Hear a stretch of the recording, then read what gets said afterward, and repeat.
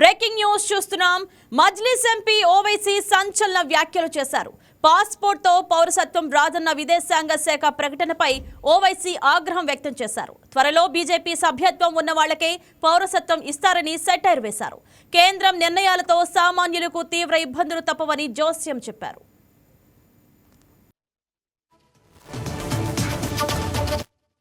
बात तो हमने इलेक्शन कमीशन से ये रिक्वेस्ट की थी कि जो 12 डॉक्यूमेंट्स देना है उन वोटर्स का नाम दोबारा ड्राफ्ट लिस्ट में आने के लिए जिनका 2002 में नाम नहीं है, उनका नाम नहीं है, उनके पिताजी का, माताजी का, उनके दादा नानी का नाम नहीं है, वो 12 डॉक्यूमेंट में एक डॉक्यूमेंट तो तेलंगाना में एनआरसी नहीं हुआ, वो डॉक्यूमेंट चला गया। दूसरा है परमानेंट रेजिडेंस सर्टिफिकेट, वो तेलंगाना में नहीं दिया जाता। फैमिली रजिस्टर वो तेलंगाना में नहीं है। आधार सिर्फ एक डॉक्यूमेंट कबूल नहीं होता। तो 12 में तो ऐसे ही 4 चले गए। अब बचे कितने? बचे 8 ही ना। अब 8 डॉक्यूमेंटेशन के लिए हमने इलेक्शन कमीशन से कहा था कि आप पैन कार्ड इसमें शामिल कर लीजिए, क्योंकि पैन कार्ड की बुनियाद पर मैं वोट डाल सकता हूँ। स्टेट गवर्नमेंट ड्राइविंग लाइसेंस देती है, उसकी बुनियाद पर वोट डाल सकता हूँ। State government food security card देती है, उसकी बुनियाद पर मैं वोट डाल सकता हूँ। तो इलेक्शन कमीशन ने उसको कबूल नहीं किया। दूसरा, हमने इलेक्शन कमीशन से कहा था कि जो एनोमलीज है, अगर 2002 में मैन्युअली वोटर लिस्ट बनाई गई थी जिसको इलेक्शन कमीशन ने बनाया, अगर उसमें स्पेलिंग मिस्टेक है तो उसको आप प्रेजेंट कैसा मुझे आप पेनलाइज करेंगे?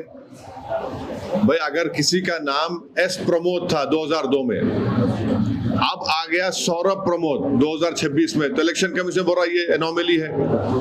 किसी के 6 बच्चे हैं, एनोमली है। कौन सा कानून है जो 6 बच्चे रहे तो नाम नहीं आएगा? 15 साल का फर्क होगा अगर पेरेंट्स में और चिल्ड्रन में नहीं होगा। 40 इयर्स का से कम होगा ग्रैंडसन में, ग्रैंडफादर में नहीं होगा।